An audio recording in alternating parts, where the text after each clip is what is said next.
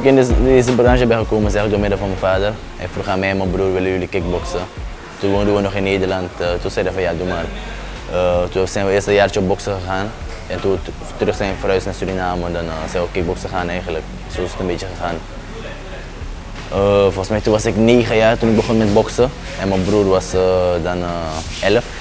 Ik heb een jaartje gebokst in Nederland op mijn 10e. En toen zijn we terug verhuisd naar Suriname. Vanaf mijn 10e doe ik aan kickbox tot nu. Dat is eigenlijk door middel van doorzettingsvermogen. Ik heb een droom, je hebt talent, je hebt goede mensen die om je heen staan die je blijven motiveren en blijven pushen.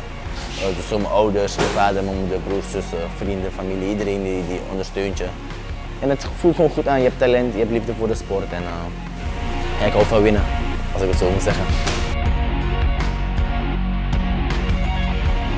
Het is niet zo makkelijk zoals je denkt, maar als je een goede team om je heen hebt en de juiste mindset en een droom voor ogen hebt, dan vroeg of laat zal het wel lukken. Weet je, alles op zijn tijd. Voor mij is het misschien iets sneller gegaan, maar voor de ander gaat het misschien iets langer duren of nog sneller zelfs.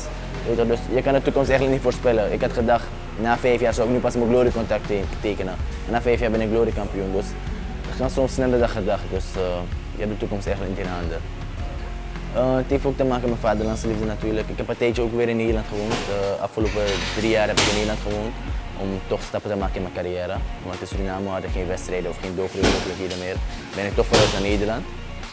Dus nu ben ik weer terug verhuisd naar Suriname, nu woon ik weer in Suriname. En dat heb ik ook altijd gewild. Ik wilde ook altijd hier zijn en hier trainen. Maar toch om een paar stappen te maken in mijn carrière moest ik naar Nederland te gaan. Maar nu is alles geregeld zo'n beetje, dus ik ga weer terug naar huis en van hieruit doe ik het gewoon.